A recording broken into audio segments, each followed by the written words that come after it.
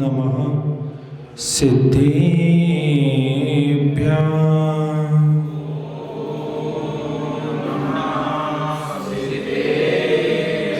ॐ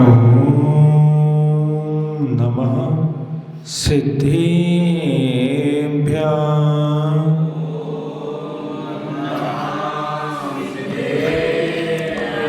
ॐ नमः सिद्धेभ्यः।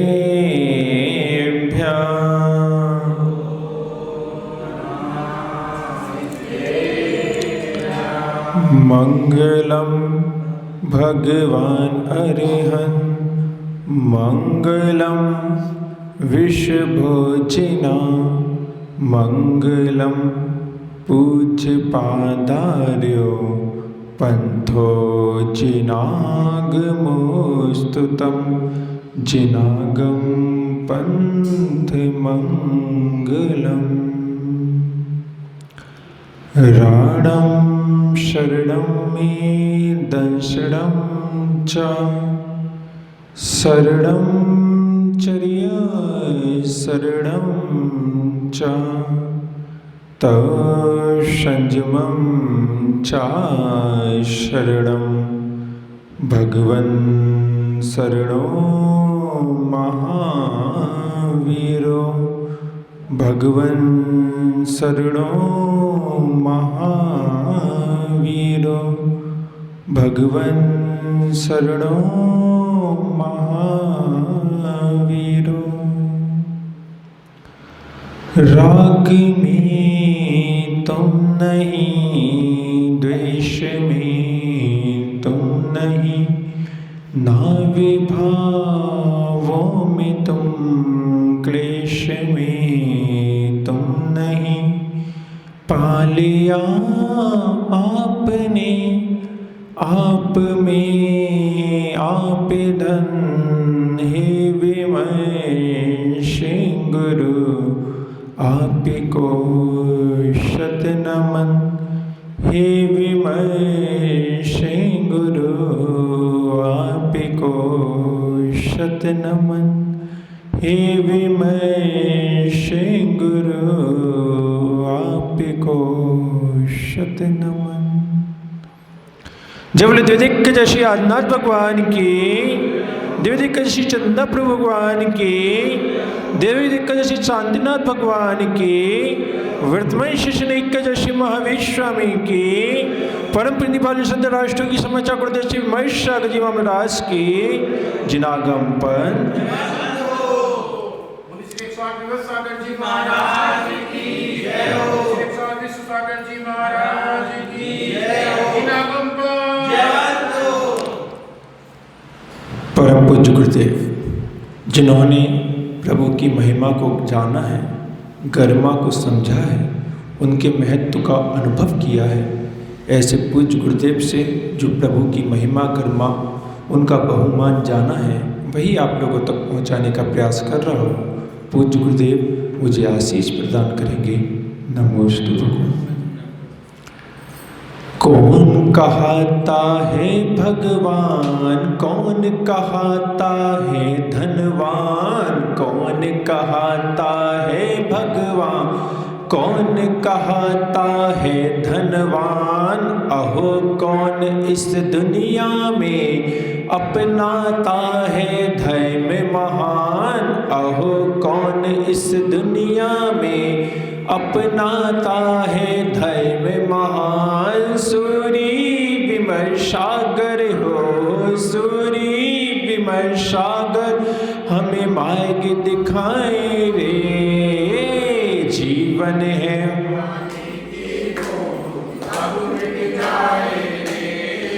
जीवन है पानी की बूंद कब मिट जाए रे। होनी अनहोनी हो, होनी अनहोनी कब क्या घट जाए रे। जीवन है पानी की बूंद कब मिट जाए रे। जीवन है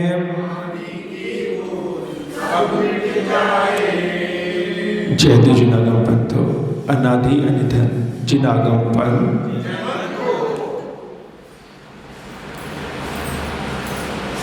इस संसार में हम सब जीव हैं। हम संसार में हैं, इसलिए हम संसारी जीव हैं। यद्यपि जीव के साथ ये जो संसारी संज्ञा लगी है, ये जीव के साथ लगी ही हो ऐसा आवश्यक नहीं होता, क्योंकि जीव केवल संसारी नहीं, जीव के साथ जो ये संसारी संज्ञा लगी हुई है, ये लगी ही हो ऐसा आवश्यक नहीं है। जब हम तत्ताश्रुत जी पढ़ते हैं तो वहां पर बताया जाता है संसारिणो मुक्ताश्च, जीव दो प्रकार के होते हैं, संसारी जीव और मुक्त जीव। भले ही आप यहाँ पर संसार में आने के बाद कोई लखपति के घर पैदा हो गया, कोई करोड़पति के घर पैदा हो गया, कोई किसी मंत्री संतरी के यहाँ पैदा हो गया, कोई किसी प्रधानमंत्री के यहाँ पैदा हो गया, कोई किसी के पिताजी बहुत बड़े बिल्डर हैं, किसी के पिताजी बहुत बड़े ठेकेदार हैं। हमें जो भी ये संज्ञाएं मिली हैं, ये सारी की सारी संज्ञाएं संसारी जीव के अंतर्गत आती हैं। और जो ये संसारी संज्ञा है, यही अपने आप में जीव के लिए सबसे बड़ी गाली है। पर हमें लाली याद आ रही है। जो तुम्हारा स्वभाव है, जो तुम जीव हो, तुम्हारे साथ में संसारी शब्द नहीं लगना चाहिए था, तुम्हारे साथ में मुक्त जीव लगना चाहिए था, तुम्हारे साथ में सिद्ध जीव लगना चाहिए था। लेकिन लग कौन सा रहा है शब्द? संसारी लग रहा है। क्यों लग रहा है? लेकिन ये क्योंकि तुम्हें संसार रुच रहा है। एक बात बताओ, तुम कौन से जीव हो? संसारी जीव हो। सिद्ध प्रभु कौन से जीव हैं? मुक्त जीव है। मुंदराज कौन से जीव है?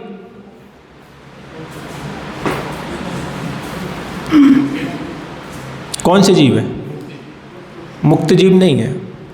मुक्त जीव वो है जो 8 कर्मों से रहित है, और संसारी जीव भी नहीं है, क्योंकि संसारी जीव वो है जो 8 कर्मों में रचा पचा है।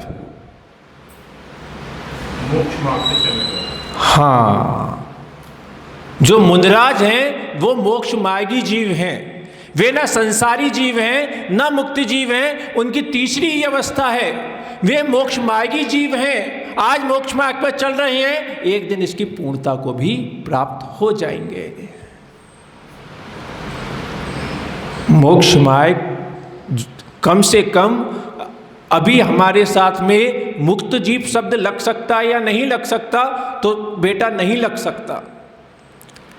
संसारी जीव, ये संसारी शब्द लग सकता है नहीं लग सकता? तो लग तो रहा है, पर लग सकता हो ये जरूरी नहीं है। अगर तुम पुरुषार्थ करो, थोड़ा सा अपना भी ध्यान रखो। अपनों का ध्यान तो बहुत रखते हो। सुबह से उठते ही सबसे पहले अपने याद आते हैं। किसी को अपनी धर्मपत्नी याद आती है, किसी को अपने पति परमेश्वर याद आते हैं, किसी को अपने बच्चे याद आते हैं, किसी को अगर थोड़े बहुत संस्कार होंगे तो माँ बाप याद आ जाएंगे। बहुत ज़्यादा संस्कारी बहू आ जाएगी तो उसको अपने ससुर सास याद आ जाएंगे। या फिर कुछ जीव ऐसे हैं जिनको अपनी शरीर याद आ जाता है कि यार कितना टाइम हो गया, 5 बज गए, जॉगिंग पर जाना है, 5 बज गए, जिम के लिए जाना है, 5 बज गए, बाहर बगीचे में टहलने जाना है, मुझे योग करना है। ये जो अपनी बॉडी का ख्याल आ रहा है, अपने शरीर का ख्याल आ रहा है, शरीर भी क्या है? स्व है कि पर है? ये शरीर पर है, क्योंकि बेटा जब तुम गर्भ में आए थे, माँ के गर्भ में आए थे, तब शरीर लेकर नहीं प्रवेश किया था उसके गर्भ में। तुमने अपना शुद्ध जीव प्रवेश किया था, कर्मों से भले बंधा था वो जीव, लेकिन उस समय तक कोई शरीर नहीं लगा था उसके साथ। शरीर अगर लगा भी था तो कर्म रूपी ही शरीर लगा था, ये पौद्गलिक शरीर नहीं लगा था। लेकिन गर्भ में आने के बाद फिर उसने गर्भ में अपने शरीर को बनाया। उसने यानी कि किसने? तुमने बनाया। जीव कोई पड़ोसी जीव नहीं। अपने ऊपर विचार करोगे तो कुछ चिंतन अपने लिए बनेगा। आजकल हो क्या रहा है, संसार में बहुत दुख है, जीव बहुत दुखी है। अरे भाई, संसार में बहुत दुख है, मैं बहुत दुखी हूं। जिम्मेदारी अपने ऊपर लो। जब अपने को चिंतन करोगे तो फिर वो दुख अपने रूप अनुभव में आएगा। और अगर तुमने ये बोल दिया कि संसार में दुख बहुत है और जीव बहुत दुखी है, तो ऐसा लगता है कोई पड़ोसी का जीव दुखी होगा, मैं थोड़ी ना हूं। जब तुमने बेटा गर्भ में प्रवेश किया था, तुमने किया था, किसी दूसरे जीव की छोड़ दो। तुमने जब गर्भ में प्रवेश किया था उस समय तक तुम शरीर लेकर नहीं आए थे। वहां पे गर्भ में आने के बाद तुमने इस शरीर की रचना की, और गर्भ में जब तुम्हें शरीर की रचना हो रही थी तब तुम्हें कितनी बढ़िया बढ़िया चीजें मिल रही थी। क्या है इस गर्भ के अंदर? मां के गर्भ के अंदर क्या मिलता है इस जीव को?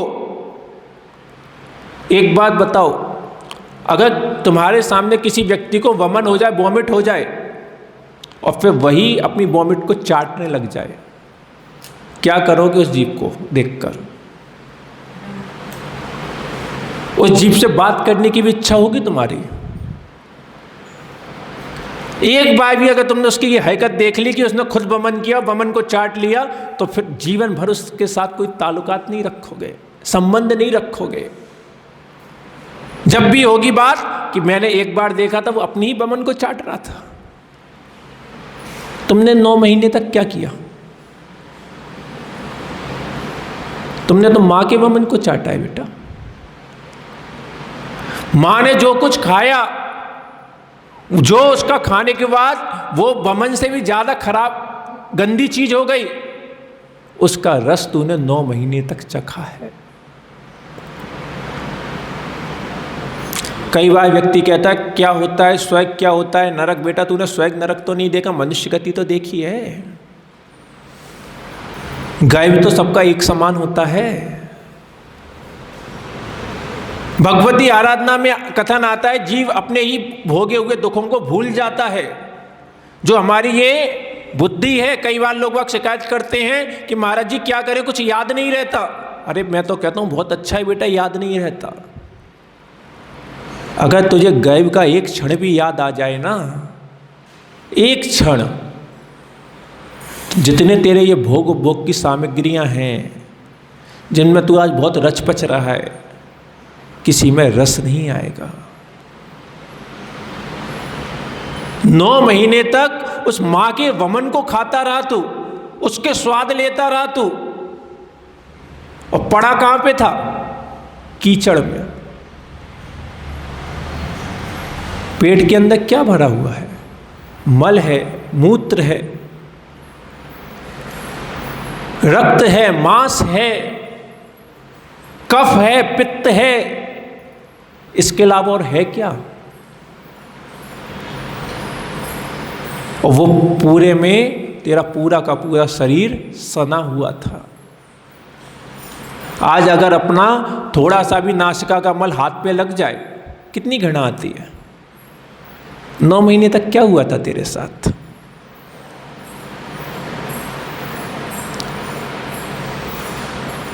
इन्हीं मलों के बीच तो पड़ा हुआ था। कहते हैं बच्चा पैदा होने के बाद मलों से खेलता है, संस्कार है, क्योंकि उसने 9 महीने तक लगातार उसी मल के बीच में रहा है, उसको घृणा नहीं आती। वो तो फिर जब पैदा होने के बाद उसको सब अन्य लोगों को देखता है, तब वो सीखता है, तब उसको मलों से घृणा आती है। लेकिन पैदा हुए बच्चे को मल से घृणा नहीं आती। क्यों? क्योंकि 9 महीने का संस्कार लिया हुआ है वो।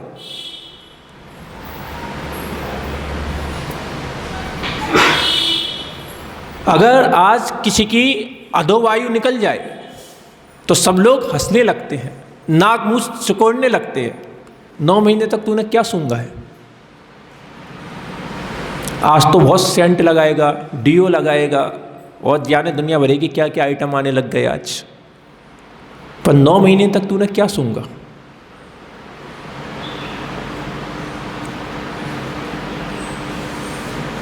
विचार करो, हम कहाँ से आ रहे हैं? जब तू गर्भवास में था तब तू चिंतन किया करता था, मनन किया करता था कि अरे मैं एक बार बस यहां से छूट जाऊं, बस एक बार, प्रभु दोबारा नहीं आऊंगा। कहते हैं कि स्वर्ग के जो देव होते हैं, और जब वो देवों का मरण का समय आता है, जब उनकी माला मुरझाती है और वो विचार करते हैं कि अब मुझे इस देव पर्याय को छोड़ना पड़ेगा, और देव पर्याय से छूटने के बाद केवल 2 ही गतियां होती हैं। देव मरण करके या तो मनुष्य बनेगा या फिर तिर्यंच बनेगा। देव मर के ना देव बन सकता, ना देव मर के नारकी बन सकता। और जब वो ये देखता है कि अरे मेरा मरण का समय आ गया है, कहाँ तो मैं रत्नों के महलों में रहा करता था, कहाँ तो मैं सुगंधित पदार्थों के बीच में रहा करता था, कहाँ तो मैं कोमल सैयाओं पर रहा करता था, और अब मुझे 9 महीने तक ऐसे कीचड़ वाले स्थान पर रहना पड़ेगा, ऐसे वमन को खाना पड़ेगा, ऐसे दुर्गंधित वायु को सूंघना पड़ेगा। तो कहते हैं कि वो देव अपने इतने परिणाम बिगाड़ता है, इतने परिणाम बिगाड़ता है कि भगवान इससे अच्छा तो मैं एक इंद्रिय जीव हो जाऊं, स्थावर हो जाऊं, कोई पेड़ पौधा बन जाऊं, लेकिन मैं गर्भ में नहीं जाना चाहता, क्योंकि वो प्रत्यक्ष गर्भ के दुखों को देख रहा है। वैसे सुविधाएं तो आज बहुत सारी हैं, तुम भी देख सकते हो, लेकिन देखने के बाद वो भाव आए तब है। नरक में नारकी ऐसा करते होंगे, नरक में नारकी ऐसा करते होंगे, वैसा करते होंगे। अरे नरकों की बातें छोड़ दो यार। तुम जिस मनुष्य योनि के इतने गुण गा रहे हो, जिस मनुष्य योनि तुम्हें इतनी रुचिकर लग रही है, जिस Manuष्य योनि को तुम छोड़ना नहीं चाहते, भव भव में कुछ हो ना हो मनुष्य बनता रहो, भव भव में जैन कुल प्राप्त होता रहे। कितने भवों तक ठहरने का इरादा है तेरा संसार में? प्रभु के दर्शन ये जिन कुल भव भव में जिन कुल प्राप्त करने के लिए नहीं मिला। अरे एक बच्चा है, एक बच्चा जब स्कूल में जाता है, मान लो उसने 10th क्लास में उसने एडमिशन लिया, तो वो वहां पे जाके क्या भावना भाएगा? हे भगवान, अब मैं 10th क्लास में आ गया हूं, वर्षों वर्षों तक मैं 10th क्लास में ही रहूं। ऐसी भावना भाएगा क्या? क्या भाएगा कि अगर आज 10th क्लास में हूं तो अगले वर्ष 11th में पहुंच जाऊं, आज 11th में हूं तो अगले साल 12th में पहुंच जाऊं, और 12 साल तक इस स्कूल में रहा हूं, अब कॉलेज में रहा हूं, अब किसी डिग्री कॉलेज में पहुंच जाऊं। तुम्हारे भाव आई कभी? केवल रोजाना चावल लेकर चले आते हैं, एक थाली का द्रव्य दूसरी थाली में चढ़ा दिया, हाथ जोड़ लिए, एक माला ली, फेरने के लिए बैठ गए, और माला कितनी फिर रही है और मन कहाँ कहाँ फिर रहा है। बस माला के मोती खिसकते जा रहे हैं, मन अपना कार्य पूरा करता जा रहा है, और जब करते करते करते करते करते जब मेरू आ जाता है माला का, तब याद आता है, अरे माला पूरी हो गई क्या?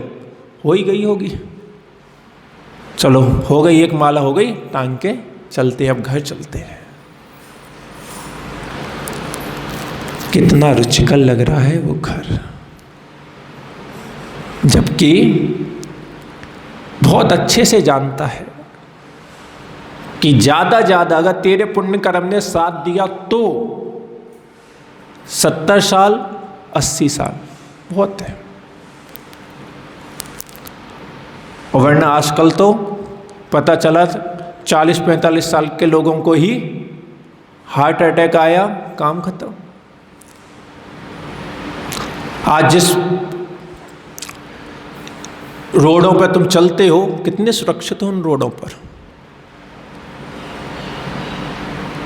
कई लोग कहने लगते हैं कि पुण्य करने से क्या होगा, धर्म करने से क्या होगा, धर्म अगले। तुम्हारी सोच गलत है। पुण्य धर्म तुम्हारा कदम कदम पे साथ देता है। तुम बेटा जो सुबह अपने घर से निकलते हो, वापस शाम को घर में सुरक्षित पहुंच रहे हो, कौन पहुंचा रहा है तुम्हें? वो तुम्हारा पुण्य धर्म है जो तुम्हें सुरक्षित पहुंचा रहा है। वरना आज देख लो क्या हालतें हो रही हैं। रोज न्यूज़पेपर भरे पड़े हैं, रोज कम से कम 50-100 आदमी कम से रोड एक्सीडेंट में ही चले जाते हैं। पर तुम वर्षों से घर से निकलते हो सुबह और वर्षों से सुरक्षित घर में लौट के आ रहे हो। तुम्हारा पुण्य कर्म लौट आ रहा है, जिस पुण्य कर्म की तुम्हें महिमा भी नहीं आ रही है। अभी अभी कोरोना की बीमारी हुई, एक डिस्टेंस वाली बात थी कि भाई उससे इतना डिस्टेंस में रहो तो सुरक्षित रहोगे। फिर वो कोरोना धीरे धीरे पूरे वातावरण में फैल गया। कौन बच पाए उस कोरोना से? वही बच पाए जिनके पास पुण्य था। वरना पूरे के पूरे परिवार चल बसे। तुम्हारे पुण्य कर्म ने तुम्हें बचाया। तुम्हें उस पुण्य कर्म की महिमा कितनी आ रही है?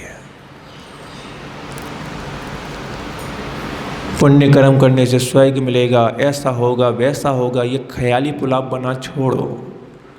सबसे पहले अपने पुण्य की महिमा ये लेकर आओ कि मेरा पुण्य कर्म मेरे जीवन में हर कदम कदम पे साथ देता है। मैं कई बार कहता हूँ कि तुम बेटा और तो बातें ही छोड़ दो, घर की सीढ़ियाँ भी चढ़ रही हो ना, चढ़ रही हो उतर रही हो, चढ़ रही हो उतर रही हो, दिन में 4 बार 6 बार उतर चढ़ जाते हो। हर सीढ़ी पे पुण्य कर्म तुम्हारा साथ दे रहा है।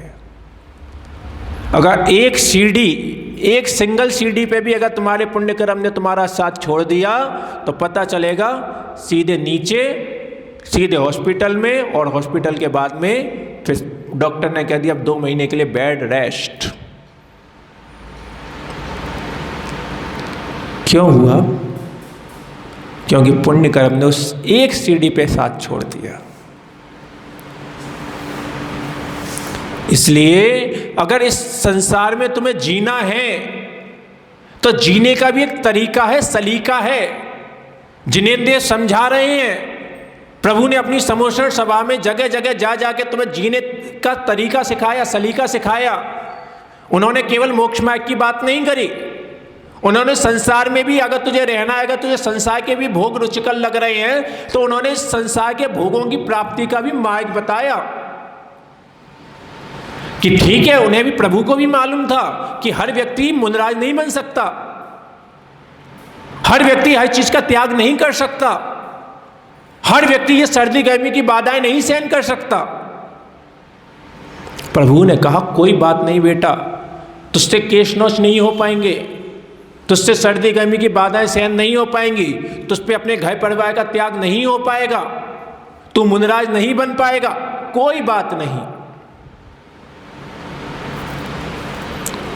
मुनि धर्म का पालन नहीं कर पाएगा ना, श्रावक धर्म का कर ले। श्रावक धर्म का पालन करेगा, ना तुझे गर्मी सहन करनी ना सर्दी सहन करनी, बड़ी अपने घर में रुक। श्रावक धर्म का पालन कर ले, तुझे अपने परिवारजनों का त्याग नहीं करना, तो बढ़िया अपने परिवार के बीच में रुक। तो उस पर भूख प्यास की बाधा सहन नहीं होती, बिल्कुल मत सहन कर, तो बढ़िया अपने 2 टाइम भोजन कर। श्रावक धर्म का पालन तो कर।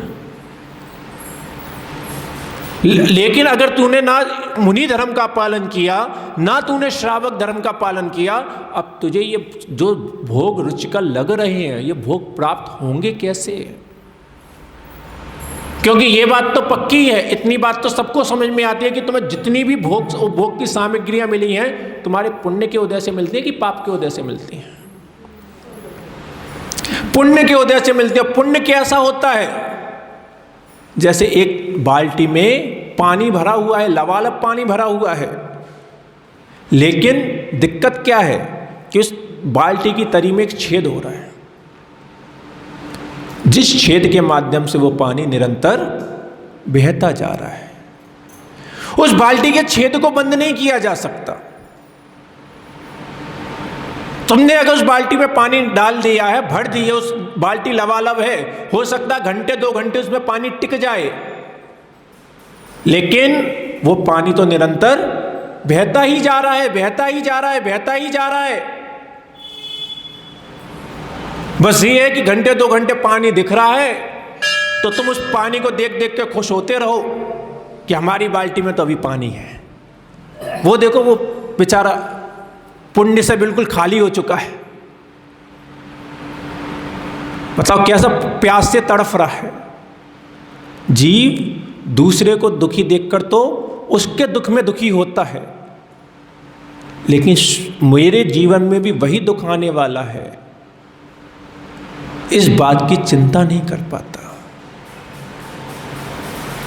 आचार्य भगवान पूज्यपाद स्वामी इष्टोपदेश में एक उदाहरण देते हैं कि एक व्यक्ति एक जंगल में एक पेड़ के ऊपर बैठा हुआ था और अचानक उस जंगल में चारों तरफ आग लग गई। आग लग गई तो बड़ा दयालु जीव था, बड़ा उसके मन में करुणा रहती थी, तो वो उस पेड़ के ऊपर बैठा बैठा जीवों को जलता हुआ देख रहा था और अपने करुणा हृदय के कारण, उस दया हृदय के कारण दूसरे जीवों जब जल रहे थे तो बेचारा दुख कर रहा था कि देखो देखो वो हाथी कैसा आग से जला जा रहा है, अरे वो देखो देखो खरगोश बेचारा आग में जल जल के तड़फ रहा है, अरे देखो वो चिड़िया आग से झुलस चुकी है। दूसरे जीवों के ऊपर करुणा करता जा रहा है, लेकिन वो ये नहीं समझ पा रहा कि वो जंगल की आग धीरे धीरे धीरे धीरे धीरे धीरे उसके पेड़ की ओर भी आ रही है और धीरे धीरे आते उसके पेड़ में भी वो आग पहुंच गई और जैसी उन जीवों की स्थिति हुई वही उस जीव की भी हुई। जीव दूसरों के ऊपर करुणा करता है, परोपकार से भरा हुआ जीव है। पर जैन दर्शन में, जैन धर्म में इसलिए स्वपरोपकार की बात कही गई। पहले बेटा अपना तो उपकार कर ले, दूसरों का उपकार तो तू बाद में करियो। दूसरों पे दया कर रहा है, दूसरों पे करुणा कर रहा है, दूसरों को जब पुण्य से खाली देखता है, किसी भिखारी को देखता है तो विचार करता है कि देखो इसने पूर्व में कुछ पुण्य नहीं किया, इसलिए आज इसको रोड का भिखारी बनना पड़ा। अरे वो देखो कुत्ता गले में घाव हो गया है, भूख से तड़फ रहा है, लेकिन उसको कोई पास खड़ा नहीं करना चाहता। कितना दुख है इस संसार में। लेकिन जो तुझे दुख अनुभव में आ रहा है, पीड़ा अनुभव में आ रही है, उस कुत्ते की पीड़ा अनुभव में आ रही है, स्वयं की पीड़ा अनुभव में आई कि नहीं आई बेटा? स्वयं की बाल्टी में अभी जल है, दूसरे की खाली हो गई है, तो दूसरे को प्यास से तड़फता हुआ देखकर तो उसके ऊपर करुणा कर रहा है, लेकिन खुद की बाल्टी का ख्याल है कि ठीक है मैंने पहले भर दिया था इसमें पानी, इसलिए आज अभी तो मुझे इसमें पानी दिख रहा है, लेकिन जो धीरे धीरे इसका पानी उस छेद के माध्यम से निकलता जा रहा है, निकलता जा रहा है, उस व्यक्ति की तरह मुझे भी प्यासा ही रहना पड़ेगा। क्या करेगा तू तब? जैसे एक इंग्लिश में सूक्ति चलती है, मनी कम्स मनी, पैसा पैसे से आता है। अगर कोई व्यक्ति पैसा तभी कमा सकता है जब उसकी अंटी में पहले खुद कुछ पैसा हो। व्यापार करते हो, दुकान खोलते हो, दुकान क्यों खोली? क्योंकि मेरा उसमें मुझे लाभ होगा, पैसा आएगा दुकान से। लेकिन पैसा कब आएगा? जब पहले तो दुकान में पैसा लगाएगा। मुझे अब तो नहीं पता, पहले हमारे एक रिश्तेदार थे, उनके यहाँ टंकी के नल आते थे, लेकिन कभी कभी जब नल में पानी नहीं आता था तो पहले पाइप से पानी डालते थे और फिर मोटर में लगा देते थे, फिर पानी आया करता था। यही सिद्धांत धर्म का है, यही सिद्धांत पुण्य का है। बेटा पुण्य तभी तक तू कर पाएगा जब तक तेरी अंटी में पुण्य होगा। और अगर तू पुण्य का केवल भोग ही भोग करता रहा, भोग ही भोग करता रहा, और वो भोगते भोगते भोगते भोगते तेरा पुण्य अगर पूर्ण रूप से समाप्त हो गया, फिर तू चाहे कि अब मैं पुण्य कर लूं, अब नहीं कर पाएगा। बाहर देखो मंदिर के भाग कितने दुखी जीव घूम रहे हैं, कितने श्वान घूम रहे हैं जो आपस में लड़े भिड़े जा रहे हैं। अब वो पुण्य के योग्य बचे क्या? वो श्वान की योनि में पहुंचे, पुण्य के उदय से पहुंचे, पाप के उदय से पहुंचे? पाप के उदय से पहुंचे हैं। अब उनसे कोई कहे कि चलो बेटा कोई बात नहीं, पाप के उदय से तुम श्वान की योनि में पहुंच गए हो, अब चलो तुम्हें पुण्य करवा के लाता हूं, करवा पाओगे क्या? क्यों नहीं करवा पाओगे? क्योंकि वो जीव पुण्य से पूर्ण रूप से खाली हो चुका है। तुम्हारी बाल्टी में से छेद हो रहा है, प्रति समय पानी निकल रहा है, दूसरों के बाल्टी खाली देखकर तुम्हें दुख हो रहा है, उनके प्रति करुणा आ रही है, स्वयं के ऊपर आ रही है क्या कि मेरा भी तो पुण्य रूपी बाल्टी का पानी प्रति समय खाली होता जा रहा है, खाली होता जा रहा है, मैं इसको भरने के लिए क्या कर रहा हूं? ध्यान रखो, पुण्य की बाल्टी का छेद तो बंद नहीं किया जा सकता, बस एक उपाय किया जा सकता है। वो उपाय क्या है कि उस बाल्टी को किसी नल के नीचे रख दे और उस नल की टोंटी चालू कर दे। कम से कम नीचे से पानी बहेगा और ऊपर से अगर आता रहेगा तो तेरी पानी की बाल्टी भरी तो रहेगी कम से कम। वो नल क्या है? ये नल तुम्हारे जिनाले हैं, वे नल तुम्हारे गुरुओं के चरण हैं, वे नल मां जिनवारी की शरण हैं। पर विचार करो, कितनी देर के लिए तुम आ पाते हो इन नलों के बीच में नीचे? इन नलों की चरण शरण में कितनी देर आ पाते हो? कितनी देर भर पाते हो अपनी पानी की बाल्टी को? पता चला बामुश्किल 1 मिनट, 2 मिनट, 5 मिनट के लिए तुम आ गए, और जैसे यहां से गए उसके बाद पुण्य मिले। दुकान पे पुण्य मिलता है क्या? परिवार में अड़ोसी पड़ोसियों से बात करते हुए कहीं पुण्य नहीं मिलता। पर तुम पुण्य के लिए पुरुषार्थ कितना कर रहे हो, कितनी देर कर रहे हो, और कितनी ईमानदारी से कर रहे हो फिर? क्योंकि जैसे शरीर पर 24 घंटे आप रहे, 24 घंटे आपका शरीर मल से लिप्त हुआ, पसीने से लिप्त हुआ, धूल से लिप्त हुआ, लेकिन अगर आप 5 मिनट के लिए भी स्नान कर लेते हो तो 24 घंटे की गंदगी एक साथ निकल जाया करती है। ये तुम्हारे जिनाले क्या हैं? ये वही स्नान घर हैं। घर के स्नान घरों में तुम्हारे शरीर का प्रक्षालन होता है, जिनाले तुम्हारी आत्मा को प्रक्षालित करते हैं। लेकिन इन जिनालयों में भी आकर तुम कितना प्रक्षालन कर पा रहे हो, कितनी ईमानदारी से कर पा रहे हो? जैसे बच्चे होते हैं और ठंड के समय पे माँ बाप कहें कि बेटा नहाना है, नहीं नहीं हमें नहीं नहाना, अरे नहाना है, नहीं नहीं हमें नहीं नहाना, जबरदस्ती उन्हें स्नान गृह में भेज दिया, और अब नहा के ही निकलेगा तभी कुंडी खुलेगी। तो फिर बच्चे ने क्या किया?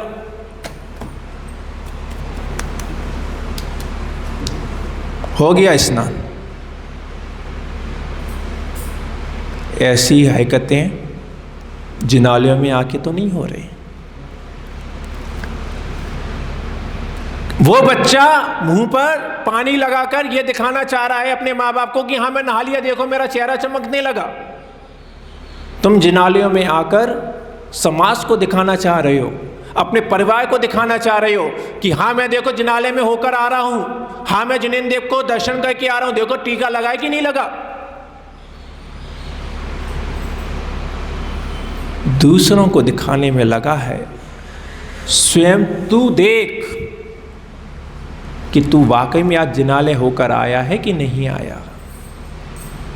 अगर तू जिनालय में होकर आया है, अगर तूने जिनालय में होने के बाद में अगर तुझे केवल प्रभु की मूर्ति देखी है तूने, अगर तुझे केवल प्रभु बैठे हुए वेदिका पे दिखाई दिए हैं, तो बेटा ये कोई दर्शन नहीं है। ये केवल तूने प्रभु को देखा है, दर्शन नहीं किए। दर्शन में और देखने में बहुत बड़ा अंतर होता है। एक बार हम लोग जतारा में जिनालय के दर्शन कर रहे थे। पूज्य गुरुदेव हमारे साथ थे और पूज्य गुरुदेव हमेशा ही धार्मिक चिंतन से भरे रहते हैं। वो कुछ ना कुछ सिखाने का प्रयास करते रहते हैं। तो ऐसे ही हम एक वेदिका से दूसरे वेदिका पर पहुंचे और पूज्य गुरुदेव ने मन में एकदम आया और उन्होंने प्रश्न किया हम लोगों से कि हम लोग कहते हैं कि हम जिनालय में दर्शन करने के लिए जा रहे हैं, दर्शन के लिए जा रहे हैं, दर्शन के लिए जा रहे हैं, इसका मीन्स क्या है? हमने कहा दर्शन के लिए जा रहे हैं, इसका मीन्स क्या है? अरे हम भगवान के दर्शन करने के लिए जा रहे हैं, देखने के लिए जा रहे हैं, यही मीन्स है, और क्या है इसका आचार्य श्री मीन्स? आचार्य श्री ने कहा नहीं, हम जिनालय में दर्शन के लिए जा रहे हैं, दर्शन के लिए जा रहे हैं अर्थात सम्यक दर्शन के लिए जा रहे हैं।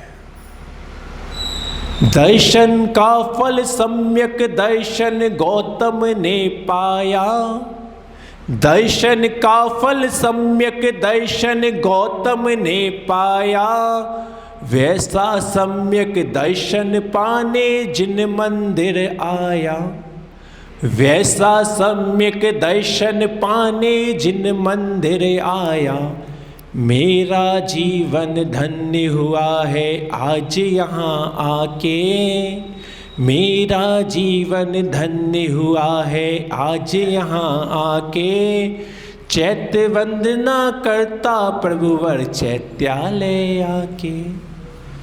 दर्शन का फल क्या है? सम्यक दर्शन की प्राप्ति है। इस सम्यक दर्शन को किसने पाया? गौतम गणधर ने पाया। विचार करो, गौतम गणधर ने महावीर भगवान का दर्शन कितनी बार किया था? मात्र एक बार किया था। पूरे जीवन में दर्शन नहीं किया था। उन्हें कोई श्रद्धा नहीं था। वो तो मिथ्या मत से प्रभावित थे। 500 शिष्यों के गुरु थे। समोषण भी लाया गया तो बड़े छल कपट से लाया गया, युक्तियों से लाया गया, लेकिन समोषण एक बार आ गए, केवल एक बार आए, एक बार प्रभु का दर्शन किया और साक्षात प्रभु का भी दर्शन नहीं किया, मानस्तंभ का दर्शन किया था। हम कहते हैं कि भगवान के दर्शन कर लेंगे तो ऐसा फल मिलेगा, भगवान के अगर साक्षात दर्शन कर लेंगे तो ऐसा फल मिलेगा। अरे गौतम गणधर ने कोई भगवान महावीर स्वामी के साक्षात दर्शन किए ही नहीं थे, वो बाद में किए थे। सबसे पहले तो उसने इन्हीं प्रतिमाओं का दर्शन किया था। प्रतिमाओं में कोई फर्क नहीं होता। जो वहां पर समोषण के मानस्तंभों में जो प्रतिमाएं हैं, तुम्हारे जिनालयों में जो प्रतिमाएं हैं, कोई फर्क नहीं है। विचार करो, उसने मानस्तंभ की प्रतिमा का एक बार दर्शन किया और दर्शन करते ही मान गल गया, सम्यक दर्शन प्राप्त हो गया। अरे भगवान महावीर स्वामी के साक्षात दर्शन करने के बाद तो उसको महावीर की मुद्रा प्राप्त हुई थी। ये जिन मुद्रा प्राप्त कर ली थी उसने, लेकिन सम्यक दर्शन तो उसने मात्र प्रतिमा के दर्शन से कर लिया था। दर्शन का फल सम्यक दर्शन गौतम ने पाया और वैसा सम्यक दर्शन पाने जिन मंदिर आया। कितने लोग इस भाव से आ रहे हैं? बच्चों के टेस्ट होते हैं ना हर महीने, और हर महीने टेस्ट होने के बाद जब उनका रिजल्ट आता है, और अगर तुम्हारा बच्चा हर महीने फेल फेल फेल फेल का ही रिजल्ट लाता रहे तो क्या कहोगे अपने बच्चे से? 24 घंटे मस्ती करता रहता है, कोई पढ़ने लिखने से इसको मतलब नहीं है। आज से मोबाइल बंद, आज से बाहर घूमना खेलना बंद, पहले ढंग से पढ़ो। अच्छा जी, उसके फ्यूचर को लेकर तुम इतना सीरियस हो, उसकी साल ना बर्बाद हो जाए, उसकी 1 साल को लेकर तुम इतना चिंतित हो, और तुम्हारा पूरा का पूरा जीवन दांव पे लगा हुआ है, तुम्हें अपनी चिंता है कि नहीं है? रोजाना तुम जिनालय में आ रहे हो, जिनालय तुम्हारे लिए टेस्ट का स्थान है, ये एग्जाम हॉल है, यहां पे तुम्हारे रोजाना दर्शन की परीक्षा हो रही है कि बेटा आज तुमने जिनेंद्र देव के दर्शन किए, तुम्हें सम्यक दर्शन प्राप्त हुआ कि नहीं हुआ। जब जिनालय से लौट के जाओ, अपना रिजल्ट, अपना रिपोर्ट कार्ड अपने हाथ में लेकर जाओ कि आज मैंने जितनी देर जिनेंद्र देव की पूजा करी, दर्शन की, अभिषेक किया, क्या मुझे सम्यक दर्शन प्राप्त हुआ? नहीं हुआ, आज मैं फेल हो गया, चलो दोबारा से कल फिर से टेस्ट दूंगा। फिर दूसरे दिन आए हो, फिर अपना टेस्ट करो कि आज मैं भगवान की पूजा की, अर्चना की, जाप करी, माला करी, सब कुछ किया, जिनालय से लौट के जाओ, क्या मुझे सम्यक दर्शन प्राप्त हुआ? नहीं हुआ, आज भी मैं फेल हो गया। कम से कम मैं फेल हो रहा हूं, इस बात का भी तो ख्याल रहे। अभी तो उन बच्चों में तुम शुमार हो जो बच्चे कदाचित स्कूल तो जाते हैं पर घंटा गोल करते हैं, स्कूल गोल करते हैं, और जब एग्जाम भी देने बैठ गए तो एग्जाम दे लिया, पता है कि पास होने ही नहीं है। तो फिर ऐसे कई बच्चे ऐसे भी होते हैं कि परीक्षाएं तो देते पर अपना रिपोर्ट कार्ड देखते ही नहीं। क्यों? क्योंकि पता है फेल होना है, देख के क्या होगा। तुम लोग जो जिनालयों में आ रहे हो, कभी अपना रिपोर्ट कार्ड देखा आज तक?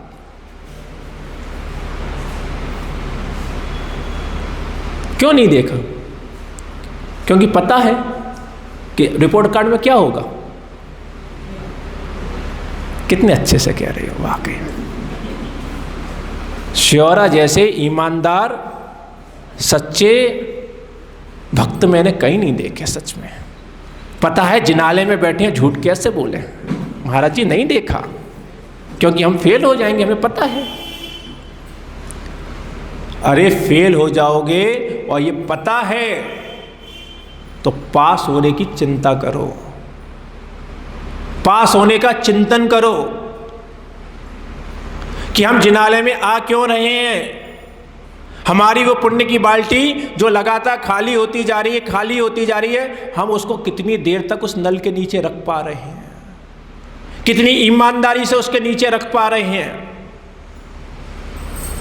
गौतम गर्दन ने कोई घंटों भगवान के मान स्तंभ के दर्शन नहीं किए थे, पल भर के लिए किए, और पल भर में ही उसको समझ में आ गया कि अरे प्रभु की ये वीतराग छवि, प्रभु की ये कृत मुद्रा, हाथ पर हाथ रखे हुए बैठे हुए हैं और चेहरे पर उनके परम शांति है, प्रशांत मुद्रा है।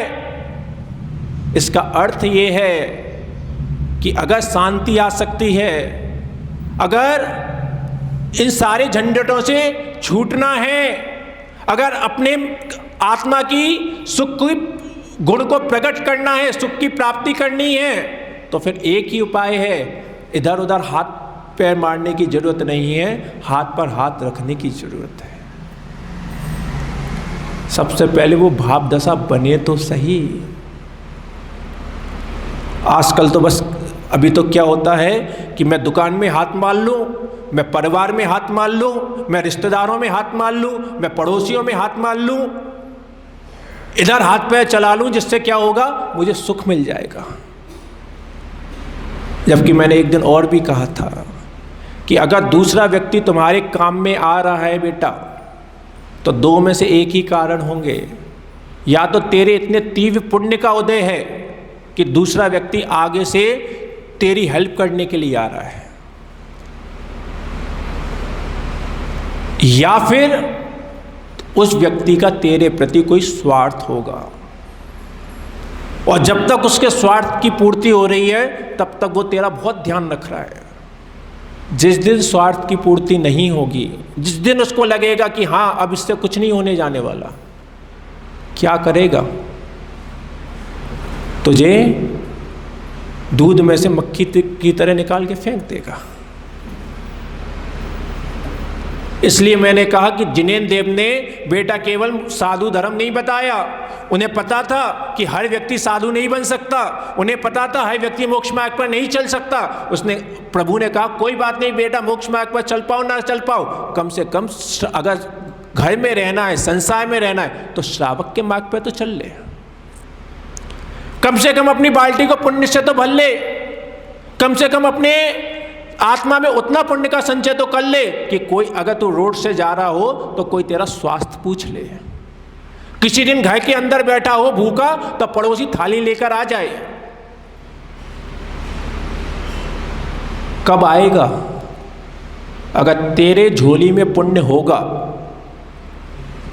तू घर पे भूखा बैठा है और अगर तेरी झोली में पुण्य है तो पड़ोसी के भी भाव घर में बैठे बैठे बन जाएंगे कि मेरा पड़ोसी के घर में आज कोई है नहीं, जैन साहब के घर में आज कोई नहीं है, पता नहीं उनका सुबह का भोजन हुआ कि नहीं हुआ, चलो भोजन की थाली लेकर चलते हैं। तेरी पुण्य की वैगणाएं पड़ोसी के घर तक पहुंच जाएंगे। और अगर तेरे व्यक्तिगत पाप कर्म का उदय हुआ, सामने भोजन की थाली है, पता चला तेरा ही घर का बेटा तेरे सामने से भोजन की थाली लेकर चला जाएगा, हर समय बुढ़ा बस बैठा बैठा खाता ही रहता है, दो बातें वो सुना जाएगा। जो पड़ोसी भोजन की थाली लेकर आ रहा है या तुम्हारा ही बेटा उस भोजन की थाली को तुम्हारे सामने से लेकर जा रहा है, दोनों में कारण क्या है? तेरे ही आत्मा का बंधा हुआ कर्म कारण है। हमने शास्त्रों में सुन रखा है, पढ़ रखा है कि तीर्थंकर का जन्म होता है तो उनकी पुण्य की वैगणाएं स्वर्ग तक फैल जाती हैं। पार्श्वनाथ पर उपसर्ग हुआ तो उनकी पुण्य की वैगणाएं पद्मावती धर्मेंद्र तक फैल गई कि उनका सिंहासन कंपायमान हो गया। उनको पता चल गया कि पार्श्वनाथ प्रभु के ऊपर उपसर्ग हो रहा है। अरे केवल तीर्थंकर की पुण्य वैगणाएं नहीं फैलती, तेरी भी फैलती हैं। वो पुण्य इकट्ठा तो कर, लेकिन अगर वो पुण्य इकट्ठा कर लिया तो पड़ोसी वहां तक तेरी वैगणाएं पड़ोस के घर तक फैल जाएंगी। लेकिन बस बासा पुण्य यूज कर रहे हो। पता चला 24 घंटे में उस बाल्टी में से पानी तो आधी बाल्टी खाली हो जाता है और तू रोजाना मंदिर में आकर जो कितनी देर पानी भरता है, एक मग्गा पानी और डाल देता है। आधी बाल्टी पानी खाली हो रहा है, एक मग्गा तू पानी डाल रहा है ऊपर से। कितने दिनों तक तेरी बाल्टी चलेगी?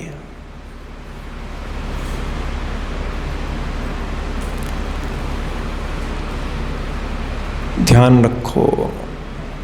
इसलिए कहा इस संसार में भी रहना है, अगर भोगों को भी प्राप्त करना है, अगर तुम्हें कोठियों को प्राप्त करना है, शोरूम और फैक्ट्रियों को प्राप्त करना है, तो बेटा ये भी पुण्य के उदय से ही प्राप्त होंगे।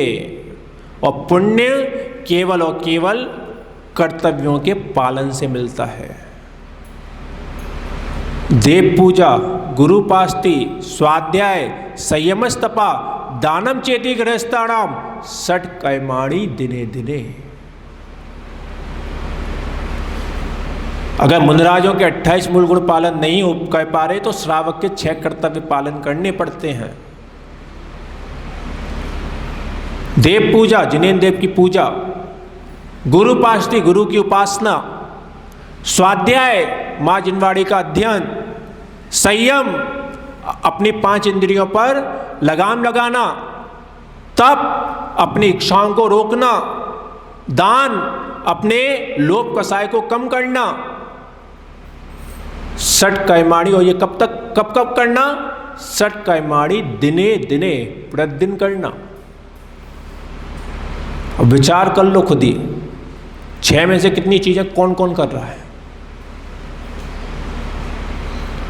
पहला जिनेंद्र देव की पूजा, और पूजा जो होती है वो अभिषेक पूर्वक होती है। पूजा के शास्त्रों में 5 पार्ट बताए गए: अभिषेक, आवाहन, स्थापन, सन्निधिकरण और विसर्जन। अभिषेक कोई अलग से क्रिया नहीं है। कई लोग कहने लगते हैं कि महाराज जी हम अभिषेक तो करते हैं, पूजा नहीं करते। हम महाराज जी पूजा कर तो करते, अभिषेक नहीं करते। आधा अधूरा काम कर रहे हो, क्योंकि शास्त्रों में आया है पूजा के 5 अंग आए हैं। अब जैसे सॉफ्टवेयर होता है ना, आजकल मोबाइल सब लोग चलाते हो, लैपटॉप सब लोग चलाते हो, उसमें कोई सॉफ्टवेयर तुमने डाउनलोड किया और बताओ अगर वो फाइल तुम्हारी 99% डाउनलोड हो गई, बस 1% नहीं हुई, क्या होगा? काम करेगी क्या? क्यों? 99% तो करी थी, एक नहीं हुई तो बहुमत देखो ना, बहुमत की प्रधानता है कि नहीं है? 100% ही चाहिए। उस छोटी सी फाइल के लिए तुम्हें 100% चाहिए, और तुम्हारे कर्तव्यों के लिए तुम्हें 10% 20% में भी काम चलेगा।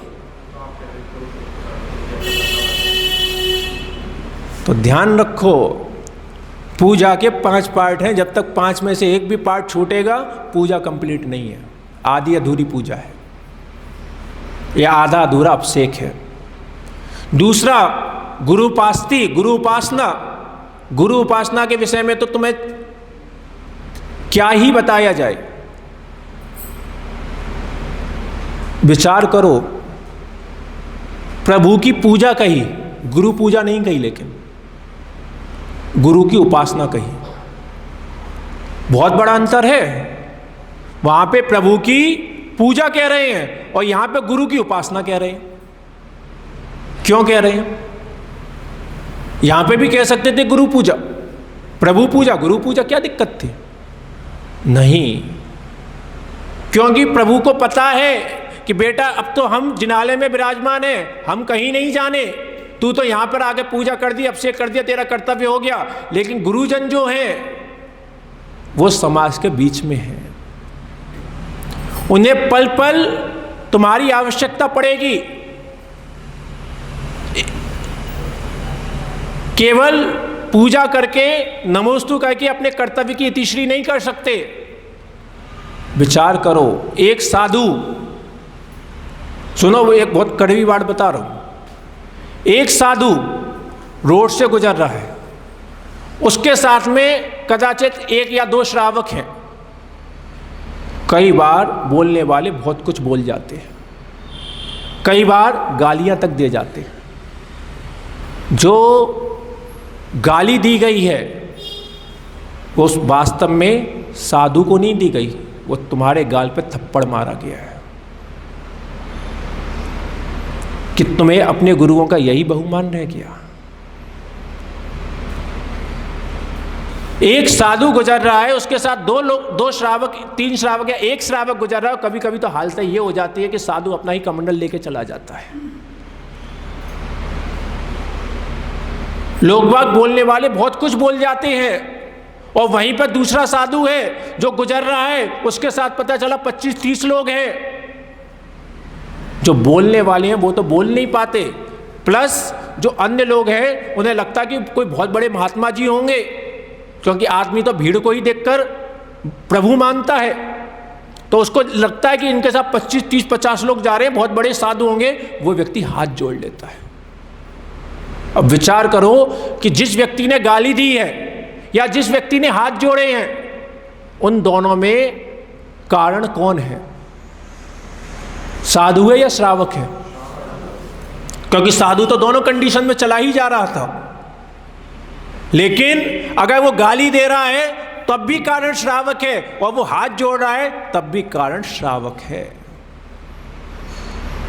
तुम भी जिन धर्म की प्रभावना करते हो, अपने श्रावक धर्म के ऊपर वो बहुमान आए तब तो है। महाराज जी आप सब कुछ हो, हम कहाँ हैं? हम तो कुछ नहीं है। अरे कैसे नहीं हो? तुम भी बेटा वीर प्रभु की संतान हो। और मैं हमेशा कहता हूं कि हाथी का बच्चा छोटा भी हो पर खरगोश से तो बहुत ज्यादा ताकतवर होता है। तुम भी जिन धर्म की प्रभावना करते हो। और एक बात ध्यान रखो, अब मैं यहां पे मंदिर में आके बोल रहा हूं, मेरे सामने 20 लोग बैठे हैं, 30 लोग बैठे हैं, 50 लोग बैठे हैं, कोई फर्क नहीं पड़ता। अन्य समाज वाले देखने नहीं आएंगे, लेकिन जब एक साधु रोड से गुजरता है तब अन्य लोग जरूर देखते हैं कि इन्हें अपने ही धर्म के प्रति, अपने ही गुरुओं के प्रति, अपने ही नए ग्रंथों के प्रति कितना बहुमान है, कितना ही अपने गुरुओं की भक्ति से भरे हुए हैं, कितनी अपने गुरुओं के प्रति श्रद्धा से भरे हुए हैं। ध्यान रखो, अगर हम यहाँ से गुजर जाएंगे और अगर हमारे साथ में 50 लोग जाएंगे तो कोई अन्य समाज का ये नहीं जानेगा कि बिभ्रत सागर महाराज के साथ 50 लोग जा रहे हैं। अन्य समाज के बीच में क्या मैसेज पहुंचेगा कि जैन साधु के साथ 50 लोग गए थे। बिभ्रत सागर को तो जानते ही कितने लोग हैं, लेकिन आपको अपने धर्म की प्रभावना करनी पड़ेगी। हम जो निकले हुए हैं, विचार करो हम क्यों निकले। अरे जिन पीछे समाजों से निकल कर आ रहे हैं ना, संजीव जी भैया को तो सब पता है, कितने लोग रोकने के लिए तैयार थे। आज भी सारे के सारे नेटो वाले कह रहे थे कि महाराज जी आप कहाँ जा रहे हो, गर्मी में ग्रीष्मकाल भी यहीं पे करो, बढ़िया चतुर्मास यहाँ पे करो, आपको क्या जरूरत पड़ी है जाने की। पर एक निग्रंथ साधु ऐसी गर्मी में तपती रोडों पर भी निकला हुआ है। क्यों निकला है? अपनी प्रभावना के लिए नहीं निकला, वो जिन शासन की प्रभावना के लिए निकला है कि जाऊंगा तो 4 जैन श्रावकों को भी श्रावक धर्म में स्थित करूंगा, अन्य समाज के बीच भी जिन धर्म की प्रभावना करूंगा, जिन धर्म का बहुमान बताऊंगा, जिन साधुओं की गरिमा बताऊंगा, जिन साधुओं की त्याग तपस्या बताऊंगा, कि जिस तप्त रोड पर लोग बाग अपनी दुकानों में छुपे होंगे, उस तप्त रोड पर चल के दिखाऊंगा। कौन सोच रहा है? निग्रंथ साधु सोच रहा है। वो तपस्या कर रहा है, उन तपती रोडों पे चल रहा है। किसके लिए चल रहा है? जिन शासन की प्रभावना के लिए चल रहा है, अपनी प्रभावना के लिए नहीं चल रहा। लेकिन अगर उसका साथ श्रावक दे जाता है तो जिन धर्म की प्रभावना होती है, और वरना अप्रभावना और हो जाती है। पर ध्यान रखो, चाहे श्रावक ने अन्य लोगों ने गाली दी या अन्य लोग उसके सामने नतमस्तक हुए, बेटा दोनों कंडीशन में उसने तो कर्म निजरा ही की है, क्योंकि वो जिन धर्म की प्रभावना से भरा हुआ था। जिस सम्यक दर्शन की मैंने अभी बात कही, सम्यक दर्शन का अंतिम अंग कौन सा है? प्रभावना है। जैन साधुओं को क्या रहती है, क्यों घूमते रहते हैं? अरे भैया, जिस दिन तुम्हें सम्यक दर्शन होगा ना, वही तो हमने कहा कि अभी तो फेल चल रहे हो तुम हर चीज में। जिस दिन तुम्हें सम्यक दर्शन होगा उस दिन पता चलेगा कि कैसे हिलोरे मारता है एक सम्यक दृष्टि का हृदय, कि जिन शासन की प्रभावना होनी चाहिए, हर जगह जिन धर्म का नाम होना चाहिए, जय जयकार होनी चाहिए। ये भाव तभी आएंगे जब भीतर सम्यक दर्शन होगा। अभी सम्यक दर्शन नहीं है, इसलिए अभी तो ये सब चीजें बड़ा बोझ लगती हैं। हकीकत बता रहा हूं। अगर कोई आयोजन हो रहा हो मंदिर में, कहीं रथ यात्राएं निकलनी हो, किसी मुनिराज के बिहार करवाने हो, तो बड़ा बोझ लगता है। कहां से आ गया? ये बोझ तेरा बता रहा है कि बेटा अभी तू सम्यक दर्शन में फेल है। अगर तुझे सम्यक दर्शन हो गया, फिर तू घर पे बैठ ही नहीं पाएगा कि नहीं, मैं भी जिन शासन का बच्चा हूँ, मैं भी महावीर की संतान हूँ, मैं भी जिन धर्म की प्रभावना करता हूँ। हाँ ठीक है, मुझे माइक नहीं मिलता तो क्या हुआ, मुझे स्टेज नहीं मिलती तो क्या हुआ, कम से कम मैं अगर निग्रंथ मुनिराज के साथ भी चल लेता हूँ तो ये भी मैंने अपने जिन धर्म की प्रभावना की है। और एक बात और ध्यान रखना, शास्त्रों की बात बता रहा हूँ। हम लोग ये भावना करते हैं कि हम चौथे काल में होते, तीर्थंकरों के समूह शरण में बैठे होते, तीर्थंकरों का बिहार कहवा रहे होते। तीर्थंकरों के बिहार कहवाने का पुण्य उसी जीव को प्राप्त होता है जिसने पंचम काल के साधुओं के साथ बिहार कहवाया हो। ऐसे है कोई ऐरा गहरा नत्थु खैरा नहीं चल देता तीर्थंकरों के साथ। अरे चौथे काल में भी बहुत लोग होते थे, लेकिन तीर्थंकरों के साथ चलने का सौभाग्य है किसी का नहीं होता था। पुण्य चाहिए, मैंने बताया ना, मनी कम्स मनी, पैसा पैसे से आता है, पुण्य पुण्य से आता है, धर्म धर्म से आता है। इसलिए अपना अपना विचार करें।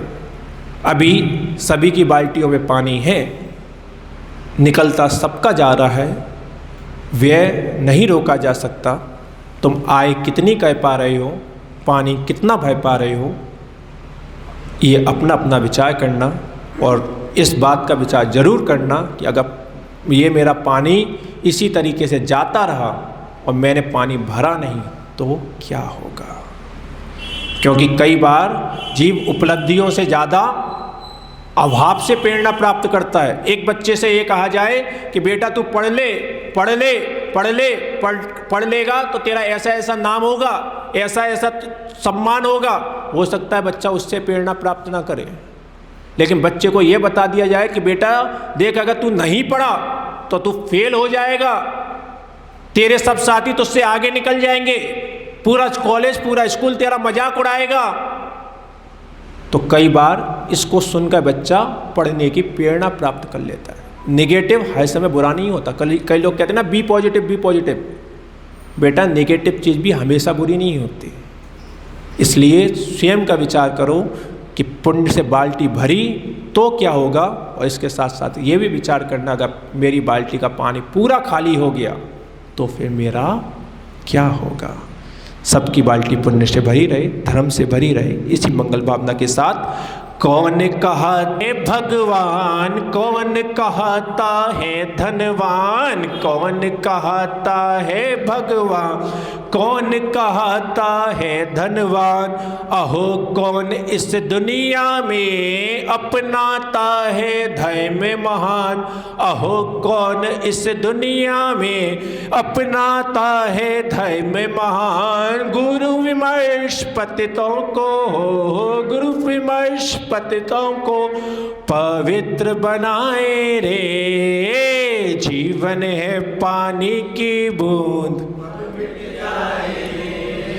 जीवन है पानी की बूंद, कब मिट जाए रे, होनी अनहोनी होनी अनहोनी, कब क्या घट जाए रे, जीवन है पानी की बूंद, कब मिट जाए रे, जीवन है पानी की बूंद, कब मिट जाए। जय बोलिए परम पूजनीय बाल सिद्ध राष्ट्र की समाचार गुरुदेव श्री महेश सागर जी महाराज की जिनागम पन।